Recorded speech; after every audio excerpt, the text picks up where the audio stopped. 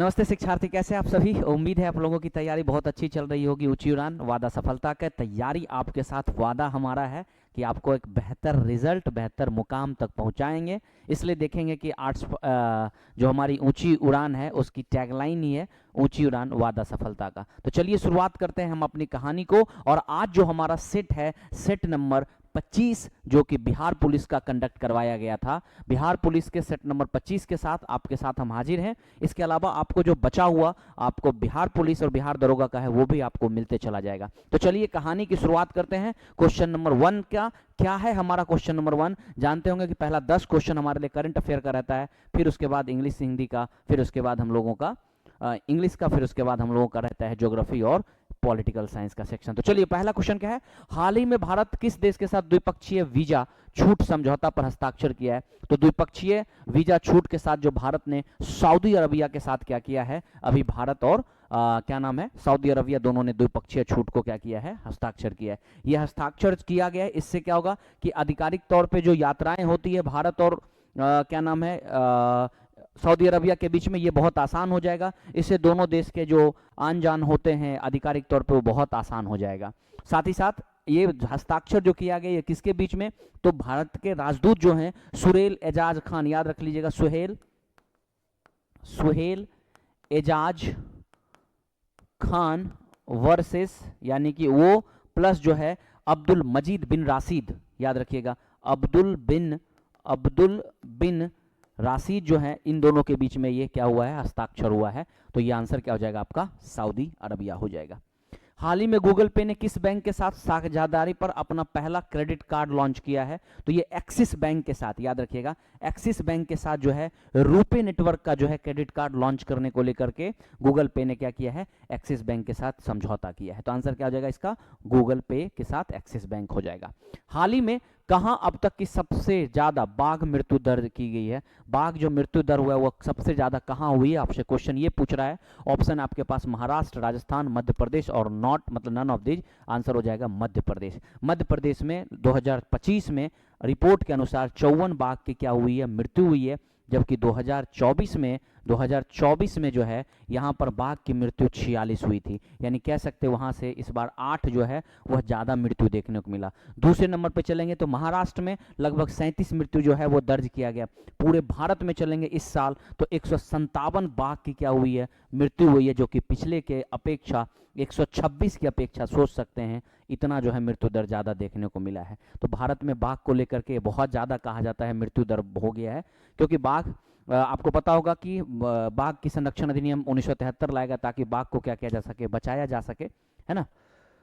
उसके बाद है हाल ही में किसने 2025 का दुनिया का सबसे जो है अच्छे एयरपोर्ट का खिताब जीता है। तो ये सबसे अच्छे एयरपोर्ट का खिताब जो है यह सिंगापुर का चांगी एयरपोर्ट जो है यह सबसे बेहतर खिताब जीता है। और ये जो खिताब दिया गया है ये इस तौर पे कि आधुनिकीकरण, बेहतर सुविधाएं, लग्जरियस फैसिलिटीज़ कह सकते हैं कि वहाँ के एयरपोर्ट पे देखने को मिला। इस आधार पर जो है चांगी एयरपोर्ट को क्या किया गया, सबसे बेस्ट जो है एयरपोर्ट का खिताब दिया गया। हाल ही में हुरून ग्लोबल 1000 की दुनिया में सबसे वैल्यूएबल कंपनी कौन बन गया है। तो सबसे बड़ी जो कंपनी बन गई है वो बन गई है NVIDIA। याद रखिएगा, ये अभी हाल ही में माइक्रोसॉफ्ट, एप्पल, ये सब को पीछे छोड़ते हुए ये कंपनी बहुत आगे बढ़ गई है। इसका जो कुल अपना हो गया है 3.34 ट्रिलियन डॉलर जो है इसका अपना टोटल जो है वैल्यूएबल कंपनी बन गई है। जबकि यह पीछे किसको छोड़ दिया है, तो ये पीछे छोड़ दिया आपको माइक्रोसॉफ्ट को, पीछे छोड़ दिया किसको, एप्पल को। माइक्रोसॉफ्ट 3.32 और वहीं अगर चलेंगे एप्पल का तो 3.29 के आसपास में है। तो सबसे बड़ा जो है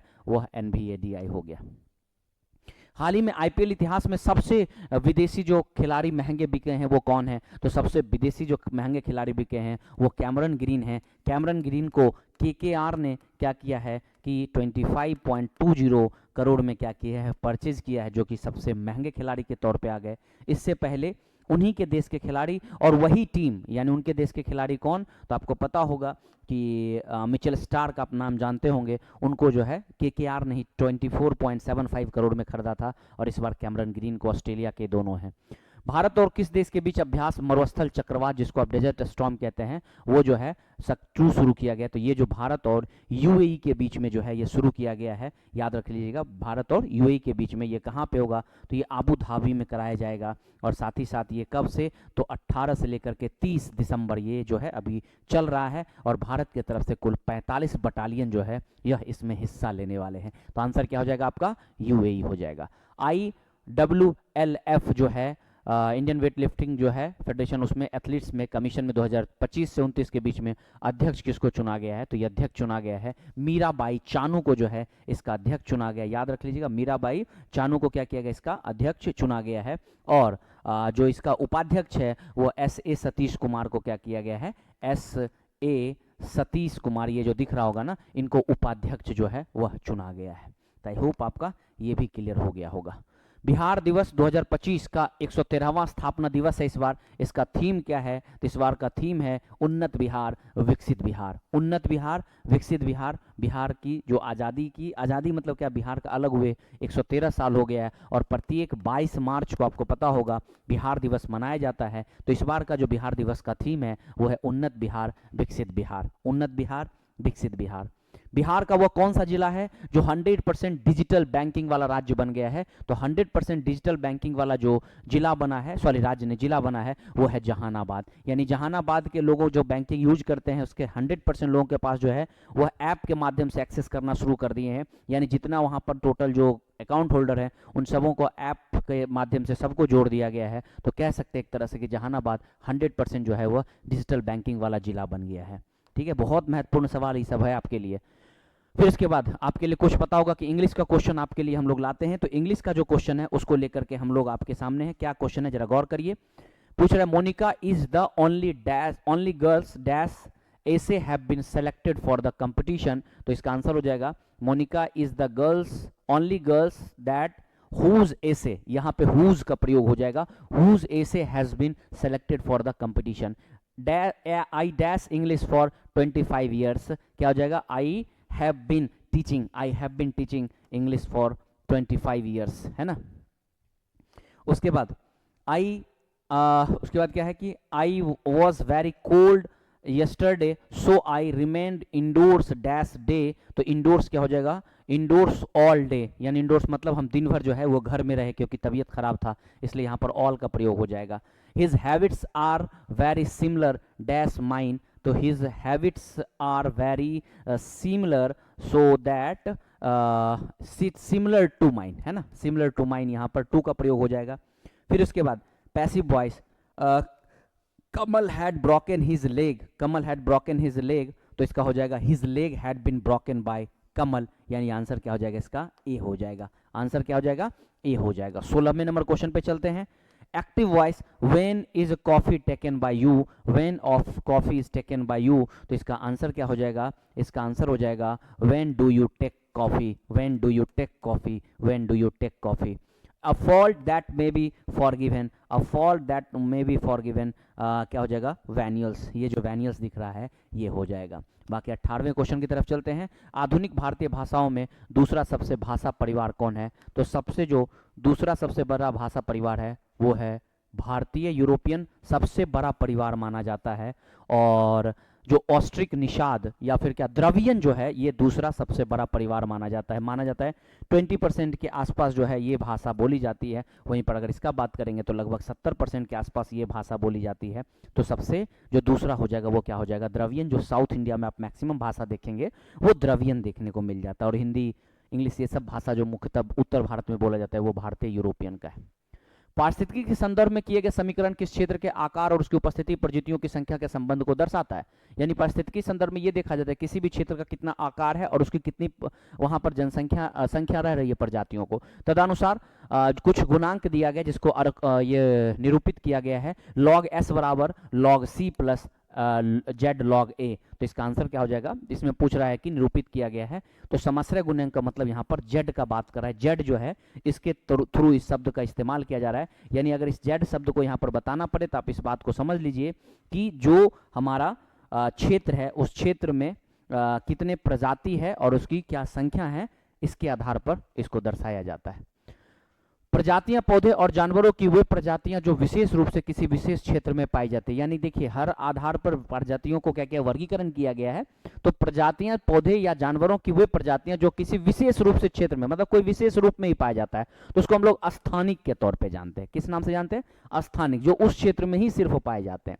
लुप्तप्राय मतलब जिसकी संख्या खत्म हो गई। संकटग्रस्त मतलब जिसपे खत्म होने का संकटग्रस्त यानी संकट पड़ गया है। तो और गंभीर रूप से लुप्तप्राय मतलब जो पूर्णतः खत्म हो चुके हैं। ठीक है, तो इसलिए इसका आंसर क्या हो जाएगा? आपको अस्थानिक हो जाएगा।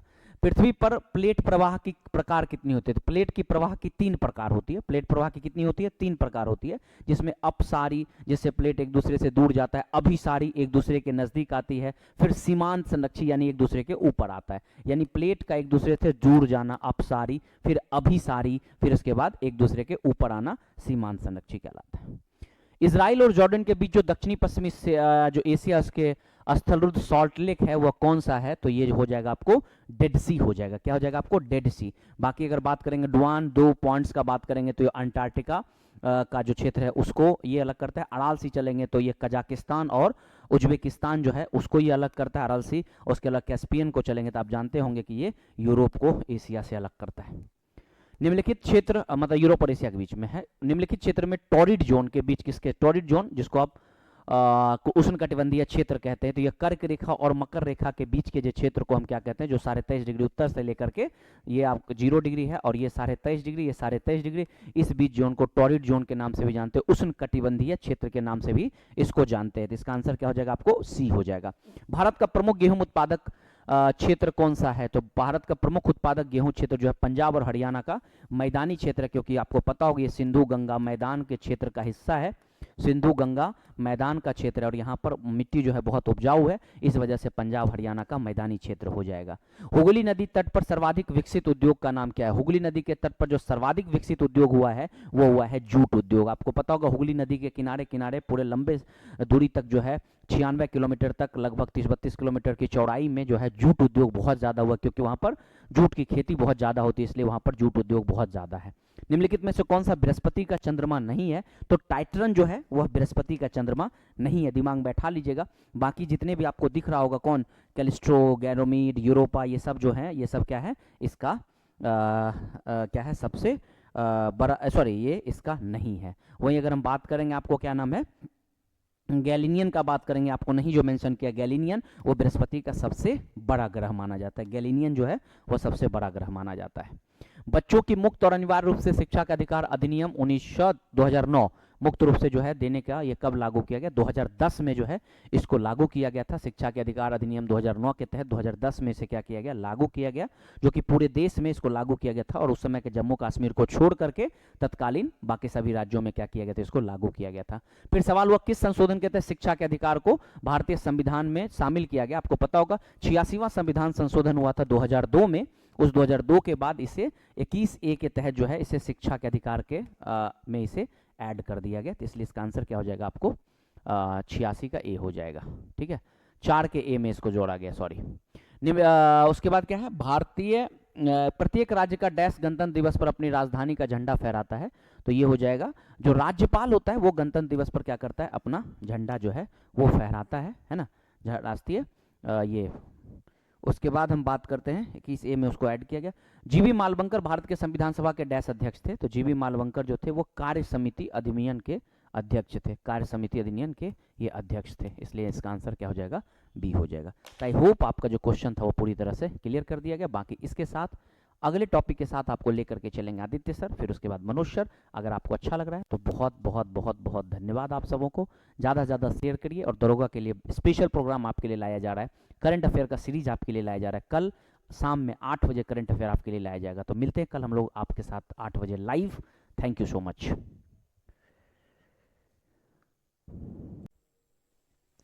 नमस्कार, ऊंची उड़ान के इस प्लेटफॉर्म में आपका स्वागत है। और अभी हम लोग 32 नंबर से चलते हैं, इतिहास के कुछ पोर्शन को देखते हैं। उसके बाद फिर हम लोग इकोनॉमिक्स और फिर हिंदी के कुछ पोर्शन को आपको साथ साझा करेंगे।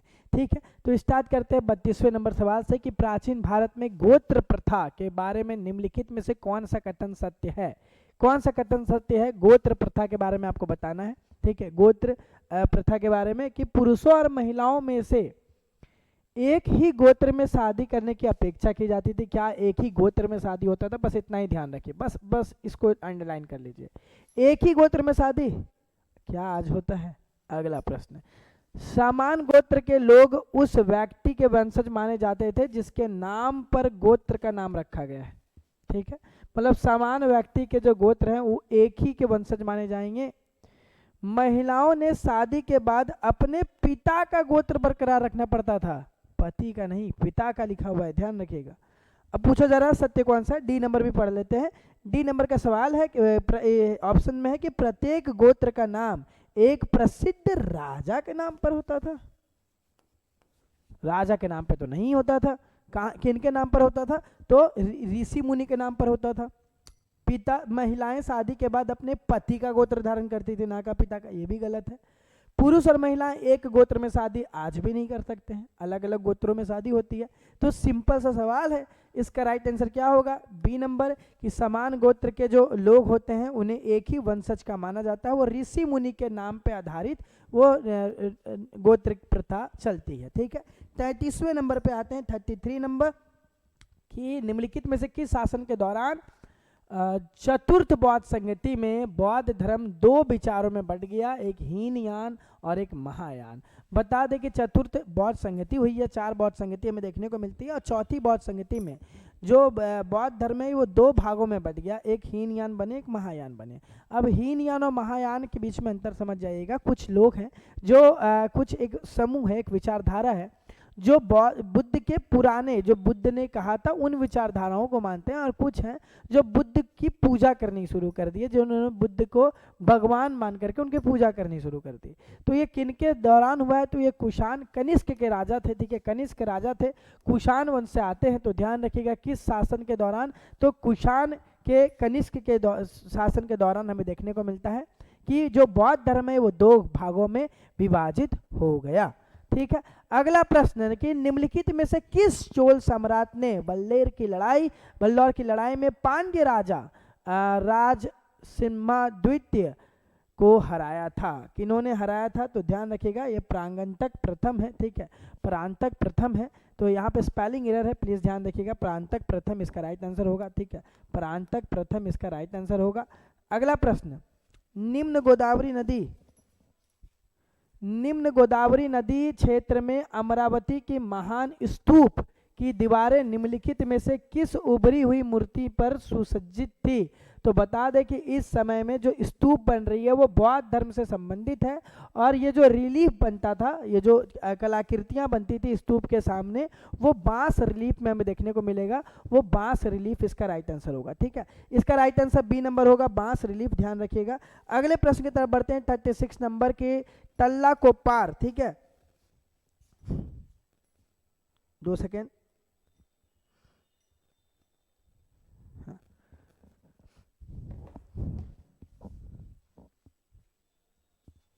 तल्लाकोपियार द्वारा लिखित सबसे प्रारंभिक तमिल साहित्य कौन सी है? ठीक है, कौन सी तल्लाकोपियार के द्वारा जो लिखी गई है वो कौन सी है? वो ध्वनि के ऊपर किताब लिखते हैं जिनका नाम है टोल्कापियम। ये तो आप मिला सकते थे। ठीक है, इन्हीं के नाम पे, अपने ही नाम पे बुक किताबें लिखेंगे, तो ये तो बड़ा ही इजी था। तमिल साहित्य ध्वनि के ऊपर इन्होंने इस किताब को लिखा है, तो ध्यान रखिएगा। आप 37 नंबर की तरफ बढ़ते हैं, क्वेश्चन नंबर 37।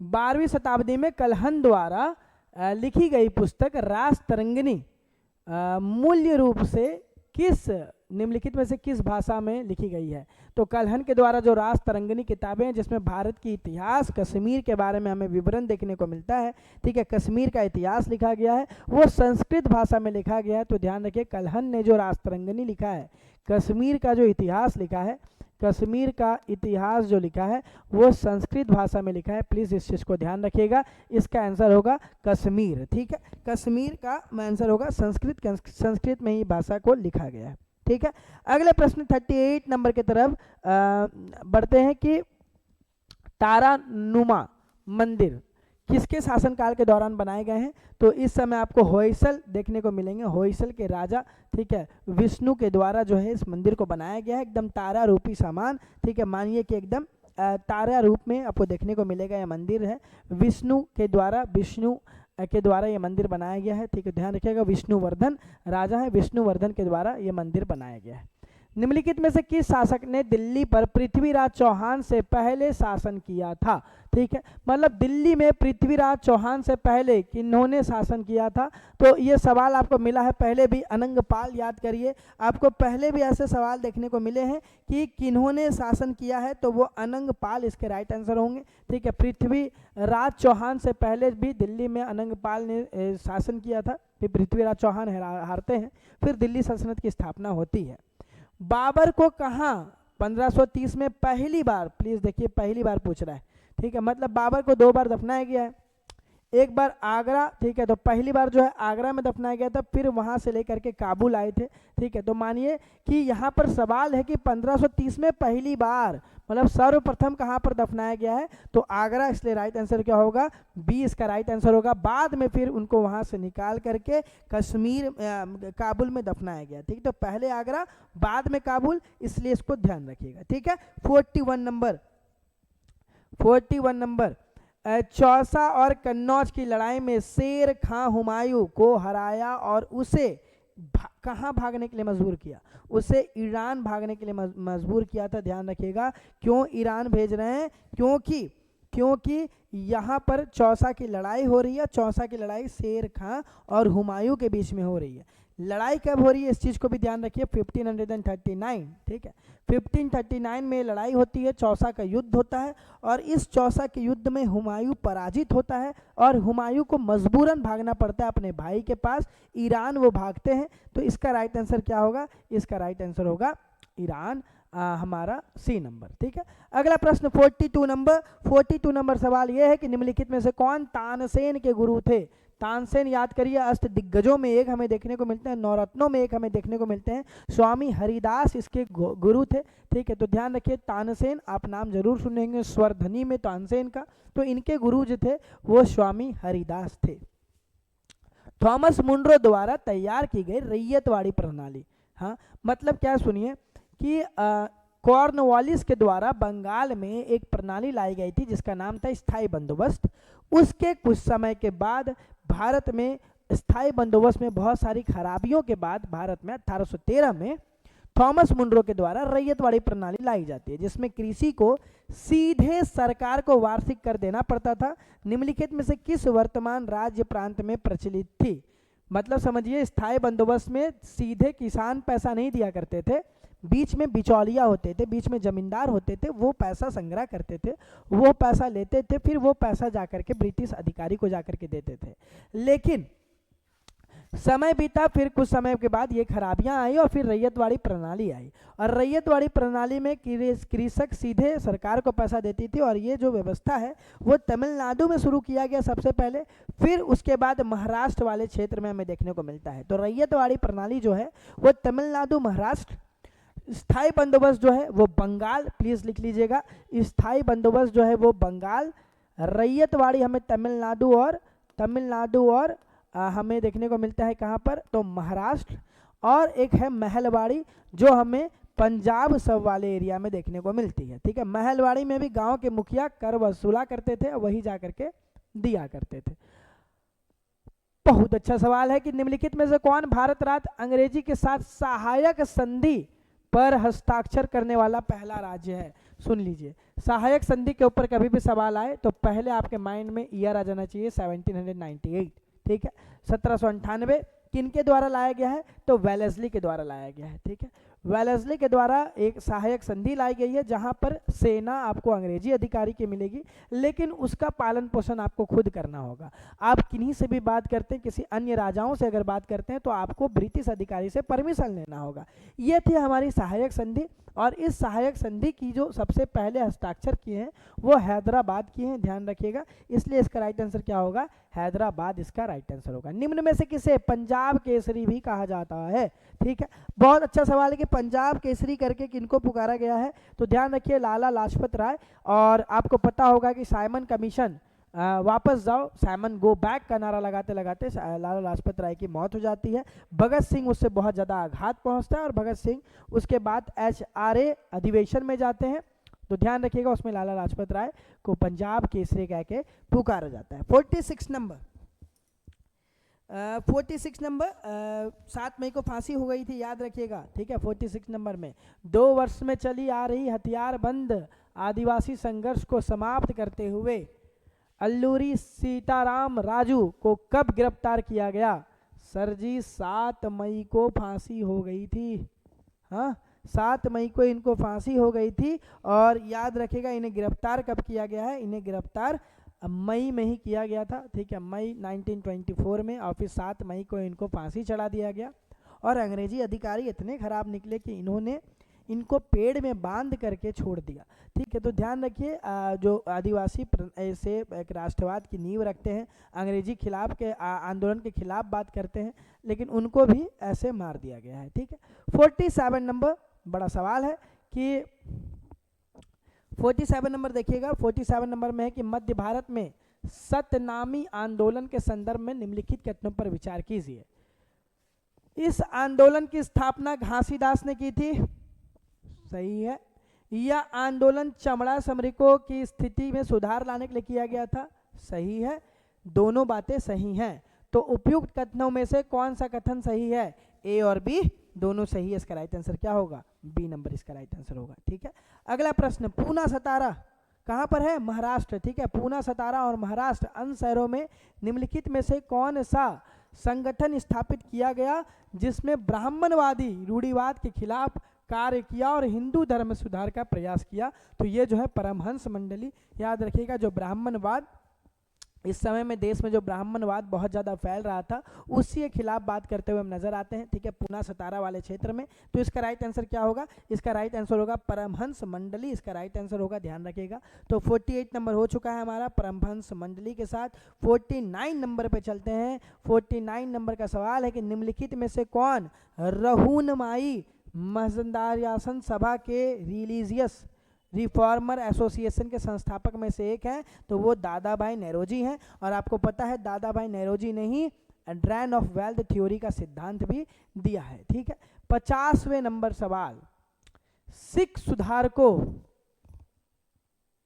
को डैश द्वारा अपने धार्मिक स्थलों में धीरे धीरे फैल रही सामाजिक कुरीतियों को हटाने पर शुद्ध करने के लिए शुरुआत किया गया था। इसे कौन सा आंदोलन कहते हैं? इसे अकाली आंदोलन कह के पुकारा जाता है। ध्यान रखिएगा कि यहाँ पर हो रहे जो खराबियाँ हैं उनके ऊपर बात करते हुए अकाली आंदोलन 20वीं सदी में चल रही होती है और इस आंदोलन में यहाँ पे जो है खराबियाँ उनको दूर करने की बात की जाती है, ठीक है। 51वें नंबर सवाल, 51 नंबर ध्यान रखिए कि दिसंबर 1886 के कलकत्ता में आयोजित भारतीय राष्ट्र कांग्रेस के दूसरे अधिवेशन के अध्यक्ष निम्नलिखित में से कौन थे? ठीक है, तो दूसरे में कौन थे? वो दादा भाई नेरोजी थे, याद रखिएगा, दूसरे में दादा भाई नेरोजी थे। इसका राइट आंसर क्या होगा? C number. याद करिए 1885 में स्थापना हुई है तो ये दिसंबर 1886 में दूसरा ही अधिवेशन चल रहा होगा। मुस्लिम लीग ने को डायरेक्ट एक्शन डे के रूप में मनाया जाता है, ठीक है। मुस्लिम लीग ने जिन्ना ने डायरेक्ट एक्शन डे की घोषणा की थी और डायरेक्ट एक्शन डे बता दे क्या है कि मुस्लिम लीग के द्वारा बहुत लंबे समय से तृतीय गोलमेज सम्मेलन के बाद तो ये बहुत ही ज़्यादा रहमत अली के द्वारा ये जो शब्द दिया गया पाकिस्तान, और उसके बाद भारत के अलग अलग क्षेत्रों में ये दंगा या फिर मांग की बात होने लगी कि हमें मुस्लिमों के लिए एक अलग देश ही होना चाहिए जहाँ पर हमारी जनसंख्या ज़्यादा होगी। तो उनके लिए जिन्ना के द्वारा ये बात कहा गया और फिर अलग अलग जगहों पर इनकी दंगा हमें देखने को मिलती है। लेकिन डायरेक्ट एक्शन डे जिन्ना के द्वारा घोषणा किया गया और भारत का हर एक इंसान, हर बच्चा एक ही समय नारा लगा रहा था कि हाथ में लोहा मुंह में पान लेकर रहेंगे पाकिस्तान। तो इस तरीके का नारा लगाते हुए हमें नजर आते हैं और यहाँ पर जो डायरेक्ट एक्शन डे है वो 16 अगस्त 1946 में हमें देखने को मिलता है। जिन्ना के द्वारा 16 अगस्त 1946 को ये आंदोलन की शुरुआत की जाती है, डायरेक्ट एक्शन डे की शुरुआत की जाती है। 53 नंबर से सवाल सर जो शुरू हो रहा है वो अर्थशास्त्र का शुरू हो रहा है। तो ध्यान रखिए उत्पादन क्षमता बढ़ाने वाले व्यय किस प्रकार के व्यय का उदाहरण है? तो ये जो उदाहरण है वो निवेश व्यय का उदाहरण है, याद रखिएगा। इसका राइट आंसर सी होगा, निवेश व्यय। 54 नंबर सवाल कि किस अर्थशास्त्री ने अवसर लागत का सिद्धांत दिया है, तो अवसर लागत का सिद्धांत हैबर-लर के द्वारा दिया गया है, ठीक है। इसका राइट आंसर डी नंबर हो जाएगा, हैबर-लर के द्वारा, ठीक है। ये सिद्धांत दिया गया है अवसर लागत, अपॉर्चुनिटी कॉस्ट का, ठीक है। अपॉर्चुनिटी कॉस्ट का जो सिद्धांत है वो हैबर-लर के द्वारा दिया गया है। अगले प्रश्न की तरफ बढ़ते हैं। भारतीय सरकार का कौन सा विभाग न्यूनतम समर्थक मूल्य घोषित करता है? तो वो जो है कृषि और सहकारिता विभाग के द्वारा किया जाता है, ठीक है। तो ध्यान रखिएगा, इसका राइट आंसर क्या होगा? कृषि और सहकारिता विभाग के द्वारा न्यूनतम समर्थन का बात किया जाता है, ठीक है। 56 नंबर सवाल, 56 नंबर सवाल की तरफ बढ़ते हैं।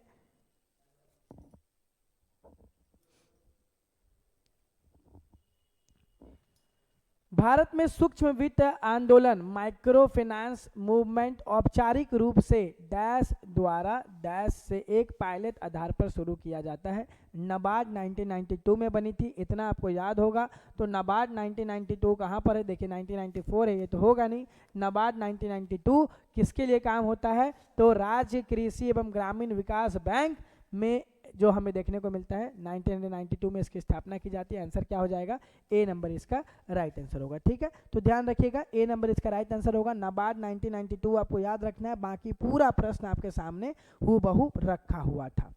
अगला प्रश्न, ग्रामीण ऋण पर डैश क्षेत्र ग्रामीण बैंकों की स्थापना की गई है। तो ये कहाँ पर, किनके द्वारा, कौन सी समिति थी? तो वो नरसिम्हा समिति हमें देखने को मिलती है, ठीक है। ध्यान रखिएगा, इसका राइट आंसर क्या होगा? डी नंबर, ठीक है। नरसिम्हा समिति थी, ग्रामीण ऋण पर क्षेत्र बात करने वाली नरसिम्हा समिति, इसका राइट आंसर होगा।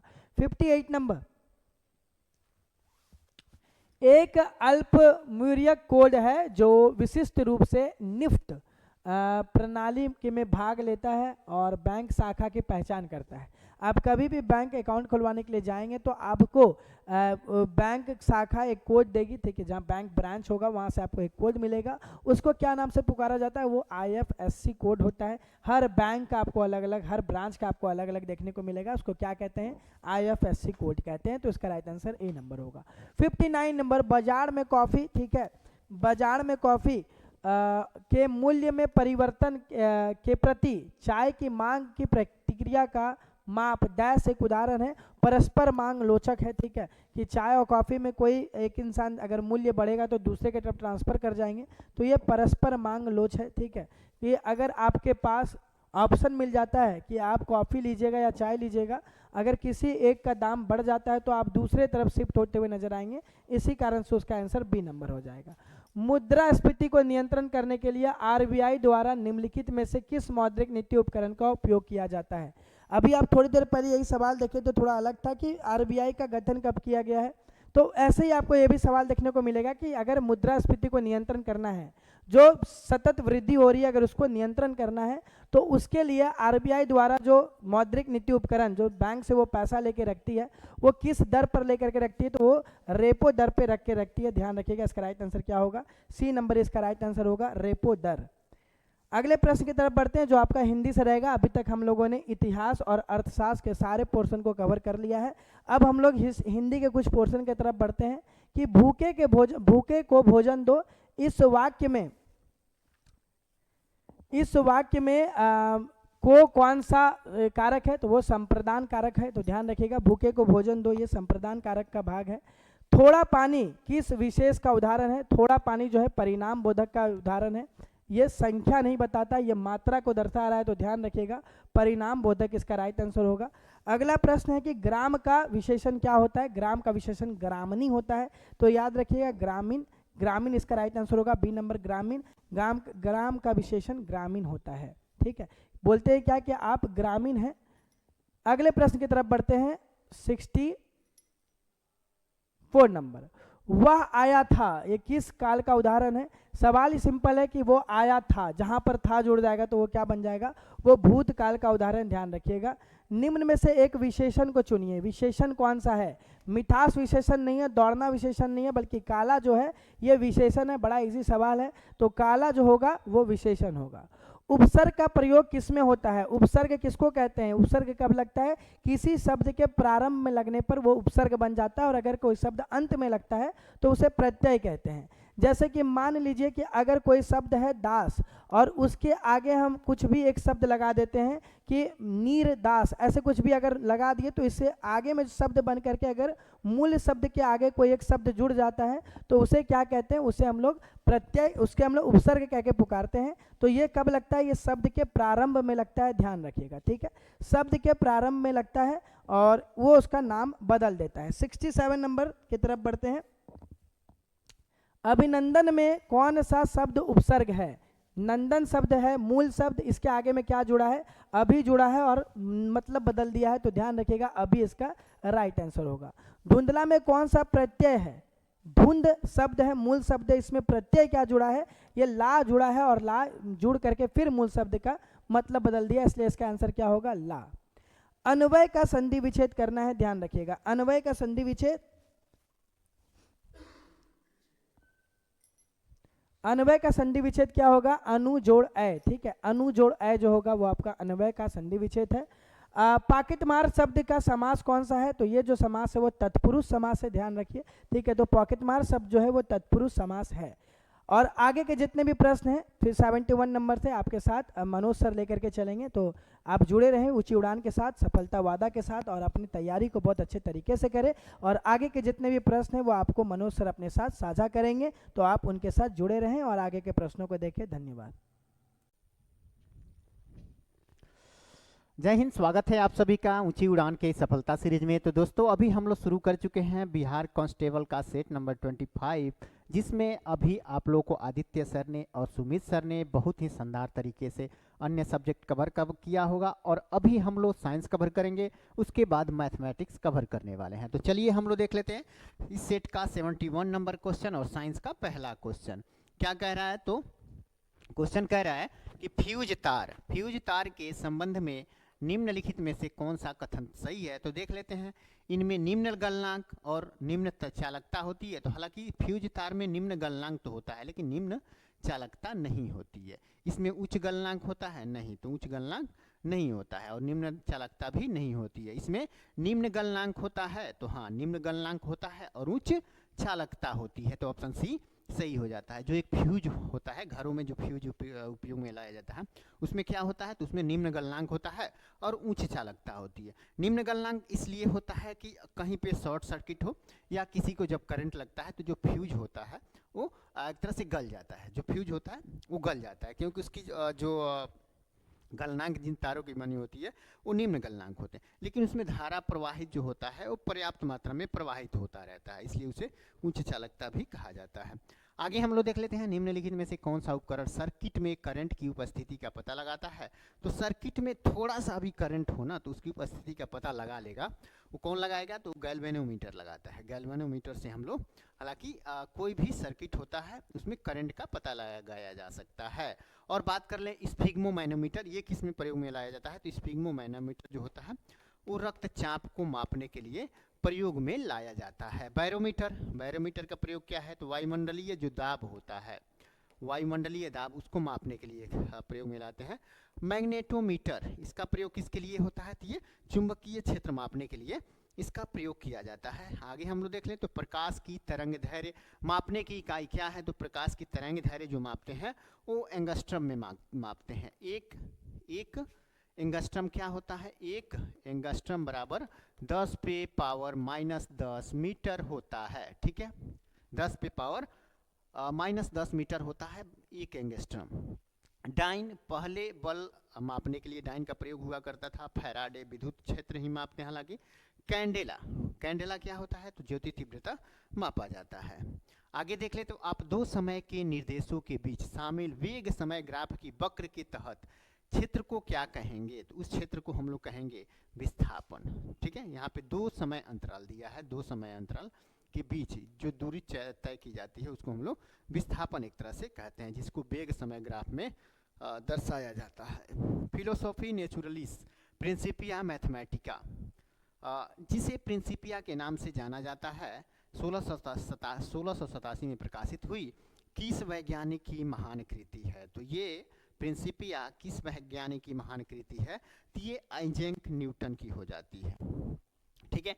आइजैक न्यूटन ने 1687 में ये बुक हालांकि पब्लिश कराया था, किया था, और इसी में गति का नियम और सार्वभौमिक गुरुत्वाकर्षण का नियम दोनों इसी पुस्तक में मौजूद हैं। ठीक है, और बात कर ले जोहान्स केपलर, तो इन्होंने ग्रहों की गति का नियम दिया था। ठीक है, ग्रहों की गति का नियम दिया हुआ था।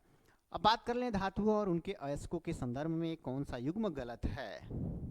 धातु और उसके अयस्कों के संदर्भ में कौन सा युग्म गलत है, तो यहाँ कैल्वेराइट जो होता है वो सोना का अयस्क होता है, ये सही है। पारा जो होता है वो ग्रीनोकाइट का अयस्क नहीं होता, सीने बार होगा। ठीक है, सीने बार जो पारा होता है वो सीने बार का अयस्क होता है। लेकिन ग्रीनेकाइट ये किसका अयस्क है, तो ये कैडमियम जो होता है, कैडमियम जो होता है उसका अयस्क हो जाता है ग्रीनेकाइट। तो ये हमारा सही ऑप्शन हो जाएगा। और एल्यूमिनियम क्रायोलाइट का अयस्क, एल्यूमिनियम का अयस्क क्रायोलाइट है, और स्मेल्टाइट कोबाल्ट का अयस्क हो जाता है। निम्नलिखित में से कौन सा सिलिकॉन डाइऑक्साइड का एक गुण है, तो सिलिकॉन डाइऑक्साइड का एक सबसे महत्वपूर्ण गुण ये है कि इसका गलनांक जो होता है ऊंच होता है। ठीक है, इसका गलनांक जो होता है ऊंच होता है। फिर बात करें तो मिट्टी की अम्लीय प्रकृति को डैश की उच्च सांद्रता द्वारा दर्शाया गया है। ठीक है, मिट्टी की अम्लीय प्रकृति को डैश की उच्च सांद्रता द्वारा दर्शाया गया है। तो ये जो हाइड्रोजन होता है ना, H+ आयन जो होता है उसी से दर्शाया जाता है, हाइड्रोजन आयन के से। आगे हम लोग देख लें 79 नंबर। मिल्क ऑफ मैग्नीशिया का pH मान लगभग डैश होता है, तो फिर मिल्क ऑफ मैग्नीशियम का pH मान 10 से लेके 11.5 के बीच में हो सकता है, तो यही है ऑप्शन सी सही हो जाता है। किस कार्बनिक यौगिक की संरचना RCOOH है, जिसमें R एल्काइल, एल्केनाइल, एरिल या अन्य समूह को संदर्भित करता है, तो ये हो जाता है कार्बोक्सिलिक अम्ल। ठीक है, कार्बोक्सिलिक अम्ल। फिर आगे देख लें तो निम्नलिखित में से कौन आधुनिक आवर्त सारणी का एक उत्कृष्ट रासायनिक तत्व है। तो आधुनिक आवर्त सारणी में उत्कृष्ट गैस, यानी कि जो उत्कृष्ट गैस या इसे अक्रिय गैस भी कहते हैं, अक्रिय गैस जो समूह 18 का सदस्य है, समूह 18। आपको पता होगा कि एक आवर्त में 7 आवर्त और 18 समूह होते हैं, तो जो अंतिम वाला समूह होता है 18वें नंबर, उसमें होते हैं उत्कृष्ट गैस या उन्हें अक्रिय गैस कहते हैं। इनकी संख्या हालांकि 7 है, लेकिन एक उसमें जो है वो रेडिमेंट गैस है, हालांकि वो मुक्त अवस्था में नहीं रहता है, सबसे लास्ट वाला। बाकी 6 जो हैं वो एक तरह से निष्क्रिय गैस हैं, अक्रिय गैस है जिसको कहते हैं, या उत्कृष्ट गैस है कहते हैं। उसमें 6 कौन कौन से हो जाते हैं, तो उसके लिए एक फार्मूला क्या है, तो हीना, नेहा और करीना, एक्स्ट्रा रणबीर। ठीक है, एक्स्ट्रा रणबीर, ऐसे ही हम लोग याद कर लेते हैं। हीना यानी कि हीलियम, नेहा नियोन, हीना नेहा और से ऑर्गन हो जाता है, ऑर्गन, और KR से क्रिप्टॉन,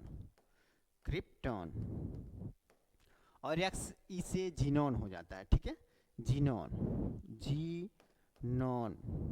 और आने से RN से रेडॉन हो जाता है, रेडॉन। ये 6 गैसें हैं जो क्या हैं, तो उत्कृष्ट गैसें हैं, या इन्हें नोबेल गैसें भी कहते हैं, या क्या कहेंगे तो अक्रिय गैसें, कई नामों से इनको जाना जाता है। तो यहाँ यही पूछ रहा है कि उत्कृष्ट रासायनिक तत्व कौन है, तो जो नियोन है, नियोन कहाँ पे है, तो यहाँ पे दूसरे नंबर पे नियोन, यानी कि आपके ऑप्शन डी में दिया हुआ है, ऑप्शन डी में। ठीक है, तो ये समूह 18 का सदस्य हो जाता है। आगे देख लेते हैं, तो आवर्त सारणी में ज्ञात तत्वों में से केवल डैश तत्व सामान्य रूप से वायुमंडलीय परिस्थितियों में गैस होते हैं। तो अभी हम ऊपर 6 गैसों के नाम लिखे। ठीक है, 6 गैस जिसको हम लोग नोबेल गैस भी कहते हैं, नोबेल गैस, उत्कृष्ट गैस या अक्रिय गैस भी एक तरह से कहते हैं। इनकी संख्या 6 थी, अभी ऊपर बताए हैं, हीना, नेहा और करीना, एक्स्ट्रा रणबीर, 6 ये हो जाते हैं। उसके बाद 5 और होते हैं। ठीक है, हाइड्रोजन, ऑक्सीजन, नाइट्रोजन, क्लोरीन और फ्लोरीन। ठीक है, 5 ये गैसें जो हैं, यानी कि टोटल मिला के कितने हो गए, 6 + 5, यानी कि ये 11 गैसें हैं। टोटल 11 गैसें हैं जो वायुमंडलीय परिस्थितियों में गैस के रूप में मौजूद रहते हैं। कितने, तो 11, ये ऑप्शन सी सही हो जाएगा, ऑप्शन सी सही हो जाएगा। नेक्स्ट देख लेते हैं, ट्रैकोमा नामक रोग से शरीर का कौन सा अंग प्रत्यक्ष रूप से प्रभावित होता है, तो ट्रैकोमा से आंख प्रभावित होती है। निम्नलिखित में से दांत वगैरह तो ये पायरिया वगैरह से प्रभावित होता है, फेफड़े तो बहुत चीज़ों से प्रभावित होता है, स्मोकिंग वगैरह से, लीवर, किडनी जिसको कहते हैं वो भी हालांकि खराब ही होता है, कई माध्यम होते हैं उसके। निम्नलिखित में से कौन सा कारक इबोला रोग का कारण बनता है, तो इबोला क्या है, तो एक वायरस है। इबोला जो होता है वो इबोला वायरस के कारण ही होता है, तो ये एक तरह से वायरस हो गया, बैक्टीरिया नहीं होगा, कवक नहीं होगा, प्रोटोजोआ नहीं होगा। आगे हम लोग देख लें 85 नंबर क्वेश्चन, तो निम्नलिखित में से कौन सा रोग, निम्नलिखित में से कौन सा रोग, निम्नलिखित में से कौन सा रोग, एक मिनट, हाँ चलिए देख लेते हैं। निम्नलिखित में से कौन सा रोग कवक के कारण होता है, तो देख लेते हैं कवक के कारण कौन सा होगा, तो दाद ही है जो कवक के कारण होगा। ठीक है, दस्त जो होता है वो प्रोटोजोआ के कारण होता है, प्रोटोजोआ के कारण होता है। चेचक वायरस के कारण होता है, बैरियोला वायरस जो होता है, बैरियोला वायरस उसके कारण होता है। और इसका इस टीके, चेचक के टीके की खोज जिसने किया था, एडवर्ड जेनर ने किया था। ध्यान रखिएगा, बैरियोला वायरस से होता है और इसके टीके की खोज किए थे वो एडवर्ड जेनर ने किए थे। पोलियो भी वायरस से होता है, ठीक है, पोलियो वायरस से होता है और इसके टीके की खोज किए थे वो जॉन इसाल्क ने किया था। ठीक है, जॉन इसाल्क ने किया था। आगे देखें तो निम्नलिखित में से कौन सफेद चींटी का दूसरा नाम है, तो सफेद चींटी दीमक जो होते हैं, दीमक उन्हीं को कहा जाता है। ठीक है, दीमक को ही एक तरह से सफेद चींटी कहा जाता है। कुछ खाद्य पदार्थों, मुख्य रूप से फलों और सब्जियों में होने वाले, कुछ खाद्य पदार्थों मुख्य रूप से फलों और सब्जियों में होने वाली ऑक्सीकरण अभिक्रिया के लिए कौन सा एंजाइम जिम्मेदार है जिसके कारण भोजन का रंग भूरा पड़ जाता है। ठीक है, कुछ खाद्य पदार्थ मुख्य रूप से फलों और सब्जियों में होने वाली ऑक्सीकरण अभिक्रिया के लिए जिम्मेदार होते हैं। ठीक है, ठीक है, जिसके कारण भोजन का रंग भूरा पड़ जाता है, तो पॉलीफिनोल ऑक्सीडेट जो होते हैं, ठीक है, यही किसी खाद्य पदार्थ का रंग भूरा कर देते हैं। जैसे सेव का भूरा रंग हो जाना इन्हीं के कारण होता है, सेव का भूरा रंग होना इन्हीं के कारण होता है। ऑप्शन ए सही हो जाता है। 1839 में जन इवेंजेलिस्टा यानी पुरकिंजे, ठीक है, पुरकिंजे को 1839 में पुरकिंजे को किस खोज के लिए जाना जाता है, तो पुरकिंजे ने एक तरह से प्लाज्मा जो होता है, माइक्रो प्लाज्मा या प्रोटोप्लाज्मा, इसकी शब्द गढ़ने के लिए हालांकि जाना जाता है। तो कई बार पूछता है प्रोटोप्लाज्मा की या प्लाज्मा की खोज किसने की थी, तो इन्हीं का नाम आता है, पुरकिंजे का। हालांकि ये शब्द इन्होंने ही गढ़ा था। मनुष्यों में प्रजनन किस प्रकार के निषेचन के द्वारा होता है, तो मनुष्य हमें निषेचन किस प्रकार के निषेचन के द्वारा होता है, तो आंतरिक निषेचन होता है। ठीक है, मादा के फैलोपियन ट्यूब जो होता है उसमें निषेचन वाली क्रिया होती है। ठीक है, पुरुष का स्पर्म जाता है, महिला का उधर से अंडाशय आता है और दोनों जाइगोट बनाते हैं फैलोपियन ट्यूब में, और वहीं पे हालांकि निषेचन के उपरांत जाइगोट बन जाता है। ओके, कृत्रिम परिवेश निषेचन, हालांकि ये भी अब तो हो गया है ना, फैलोपियन, हालांकि निषेचन तो मुख्य तौर पे गर्भाशय में ही होता है, फैलोपियन ट्यूब में, लेकिन अब ये भी हो गया है कृत्रिम परिवेश निषेचन। हालांकि अभी हर जगह मौजूद नहीं है तो ये सही नहीं होगा, है ना, चाइना जो है बनाया हुआ है। गर्भनाल में कितनी धमनियां होती हैं, तो जो गर्भनाल होते हैं, ठीक है, गर्भनाल, है ना, गर्भनाल ऐसे होते हैं, ऐसे ही गर्भनाल होते हैं यहाँ पे, तो यही है गर्भनाल एक तरह से महिलाओं में, है ना, गर्भनाल यहाँ पे होता है।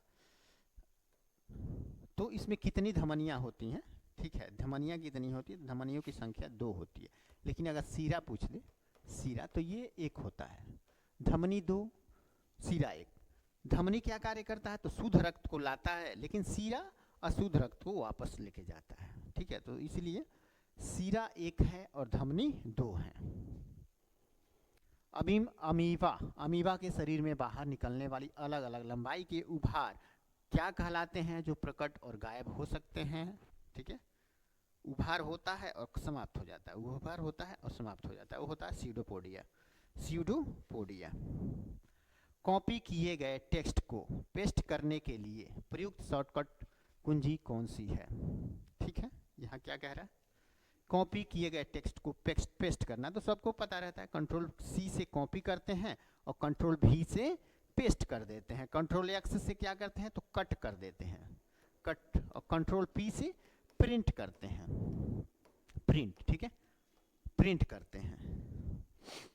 निम्नलिखित में से कौन सी एक इनपुट डिवाइस है, निम्नलिखित में से कौन सी एक इनपुट डिवाइस है, तो इनपुट जो अंदर पुट करे तो क्या हो जाता है, माउस हो जाता है। मॉनिटर, प्रिंटर और स्पीकर ये क्या है, ये सब के सब आउटपुट डिवाइस हैं, लेकिन माउस जो है ये क्या है, ये एक इनपुट डिवाइस है, ये एक इनपुट डिवाइस है। फिर आगे की बात कर लें हम लोग, नेक्स्ट क्वेश्चन हमारा हो जाता है 94। अब क्या है, ये मैथमेटिक्स है। ठीक है, मैथमेटिक्स हम लोग कवर कर लेते हैं। चलिए देखते हैं क्या कह रहा है, दिखाई दे रहा होगा। ठीक है, 2 और 4 दोनों से विभाज्य 2 अंकीय संख्याओं की संख्या ज्ञात करिए। तो 2 अंकीय संख्या, ठीक है, 10 से लेके 99 तक की संख्याओं को हम लोग क्या कहेंगे, 2 अंकीय संख्या। और इसमें कितनी संख्या है जो 2 और 4 दोनों से डिवाइड हो, तो इसके लिए हमें 2 और 4 का क्या करना होता है, तो एलसीएम निकाल लेना होता है। तो 2 और 4 का एलसीएम जो होगा वो 4 ही होगा। अब 4 से इसमें कितनी संख्याएं जो कटेगी, तो हम 99 यानी कि मान लेते हैं 99 को 4 से भाग करते हैं, तो 4 दूनी 8, यहाँ बचा 1 और 4 चौको 16। टोटल 99 तक के अंकों में टोटल 24 अंक हैं जो 4 से कट रहे हैं, लेकिन उससे नीचे भी तो 2 अंक हैं, 4 और 8, ये भी तो इसमें शामिल हैं। तो ये दोनों को घटा देंगे, 24 में से इन दोनों को घटा देंगे, बचेगा 22, है ना, 22। तो यही हमारा सही अंतर हो जाएगा, सही आंसर क्या हो जाएगा, 22। ऑप्शन सी में दिया हुआ है। ठीक है, ऑप्शन सी में दिया हुआ है। नेक्स्ट क्वेश्चन हमारा हो जाता है 500 और 5 का मध्यानुपाती ज्ञात करना है। तो इसको निकालने के लिए हम लोग क्या करते हैं, मध्यानुपाती ज्ञात करने के लिए, ठीक है, तो ए बी बी सी ऐसे कर देते हैं, है ना। ये तो दिया हुआ है, मान लेते हैं 500, बी और सी यही मध्यानुपाती है, ये नहीं दिया हुआ है, और ये 2 मतलब बी स्क्वायर नहीं दिया, सी 5 दिया हुआ है। तो यहाँ पे क्या हो जाएगा, बी स्क्वायर बराबर ए सी हो जाता है। ठीक है, बी स्क्वायर बराबर ए सी। बी स्क्वायर नहीं दिया हुआ है, जो मध्यानुपाती है, कहाँ गया, यहाँ पे मध्यानुपाती, तो ये स्क्वायर में है, और ए और सी दिया हुआ है, यानी 500 गुणे 5 दिया हुआ है, बराबर कितना हो जाएगा, 2500। 2500 का वर्गमूल अब यहाँ पे निकाल लेना है। तो 2500 का वर्गमूल कितना होगा, 50 होगा, क्योंकि 50 गुणा करेंगे तो 2500 हो जाएगा, और यही हमारा आंसर हो जाएगा, बी बराबर 50 आ जाएगा। ठीक है, बी स्क्वायर बराबर 2500 निकल रहा है, तो बी बराबर 50 आ जाएगा। ठीक है, बी बराबर 50 आ जाएगा। आगे हम लोग देख लेते हैं, नेक्स्ट क्वेश्चन हमारा हो जाता है 96 नंबर। 96 क्या कह रहा है कि द्रव के मिश्रण में 1/5 भाग अम्ल है, 3/5 भाग एल्कोहल है तथा शेष भाग जल है।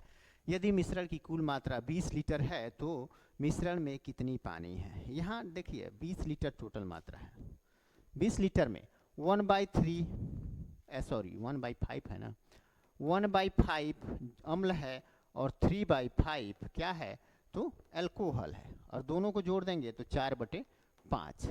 अब इसका 4/5 एल्कोहल है, मतलब अन्य चीज़ें हैं, तो इसमें 1/5 ही, यानी 5 हिस्सा में से 4 हिस्सा अन्य चीज़ें हैं, तो एक ही हिस्सा तो जल हुआ।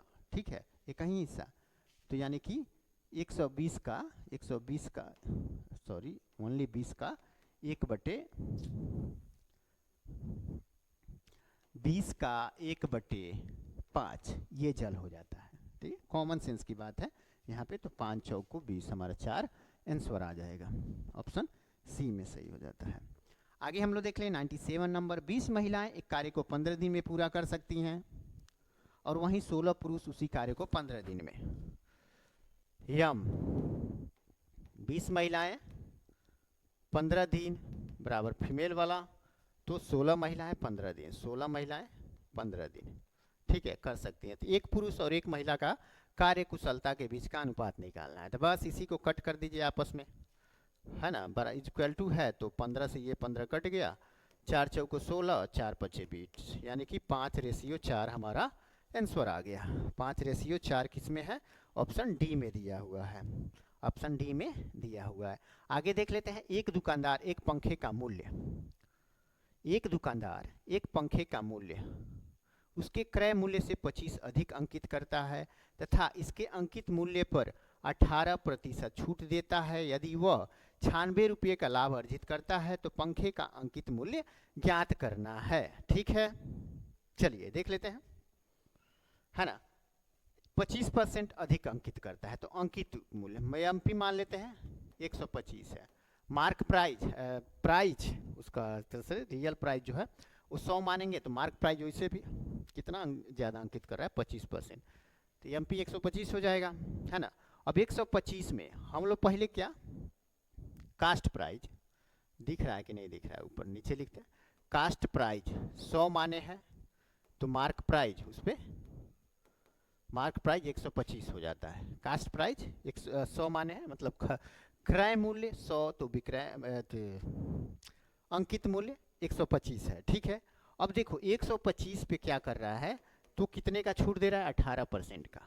18% छूट देने के बाद 5 बार में, ये 4 बार में, और ये 18×5 90, 90/4 करेंगे तो कितना हो जाएगा 22.5 कट के आएगा। ठीक है, 22.5, यानी कि अगर 125 में से 22.5 घट जाए तो कितना 102.5, ये हो जाएगा इसका विक्रय मूल्य।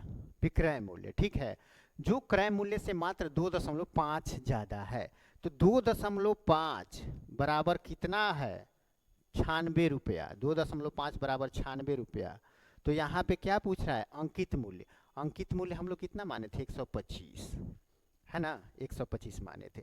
तो देखो 96 बराबर 2.5% और अंकित मूल्य 125 दिख रहा है क्या? हाँ दिख तो रहा है।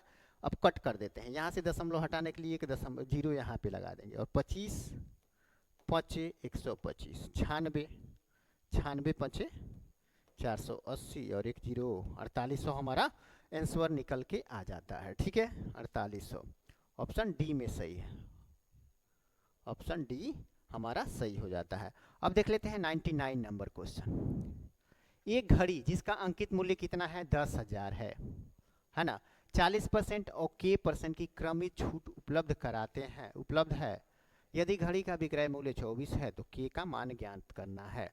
अब देखो अंकित मूल्य है कितना 10,000 है, 10,000, उस पर एक छूट 40 दे रहे हैं, तो 40 छूट देंगे तो यानी 60%, 40 छूट देने के बाद 60% ही ना हालांकि उस पर लगेगा मूल्य, तो 60/100 कर देंगे। ठीक है, और फिर k% छूट देते हैं तो यानी कि 100 माइनस k यहाँ पे लिख देंगे बटे 100 बराबर 2400, 2400 है, हो गया। 2 0 से 2 0 कटी, ये 2 0 से 2 0 कटी, खत्म हो। अब देखो 1 0 से ये 0 कट गया, 6 चौको 24 यानी 40 बार में कट गया। अब यहाँ पे क्या आया तो 100 माइनस k बराबर 40 है। अब k इधर लेके जाते हैं, 40 इधर लेके आते हैं, तो 100 माइनस 40 बराबर k यानी कि 60, k का मान 60 निकल के आया, है ना, k का मान। और वही यहाँ पे पूछ रहा है k का मान कितना होगा, तो 60 हो जाएगा। किस ऑप्शन में है देख लेते हैं, तो ऑप्शन सी में है। ठीक है, ऑप्शन सी में 60 निकल के आ गया।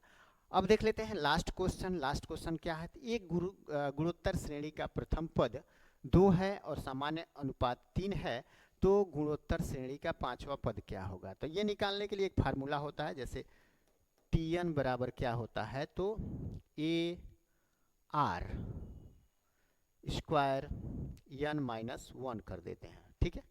T N equal to A R N minus 1 कर देते हैं। अब टी है जो हमें निकालना है, ठीक है, और ए हो जाता है प्रथम पद, तो प्रथम पद 2 दिया है, गुणे आर क्या हो गया, तो रेशियो हो जाता है, आर रेशियो अनुपात, तो 3 हो जाएगा, और यन वही पांचवा पद, तो 5 माइनस 1 कर देंगे, ठीक है, तो यानी कि 4 बचेगा, तो 2 गुणे 3 पे पावर 4 हो गया, हमारा आंसर आ गया। 3 त्रिक 9 3 27 3 81, 3 पे पावर 4 का मतलब 81 गुणे 2 बराबर कितना हो जाएगा, 81 दूनी 162 हो जाएगा, ठीक है। 162 किस में है, ऑप्शन ए में आ जाता है। तो इस तरह से आज का डिस्कशन हमारा समाप्त होता है, ठीक है। मिलते हैं नेक्स्ट वीडियो में किसी नए कंटेंट के साथ। अगर आप लोगों को वीडियो अच्छा लगा हो तो लाइक शेयर और सब्सक्राइब जरूर करें। मिलते हैं नेक्स्ट वीडियो में, तब तक के लिए सभी को बाय बाय।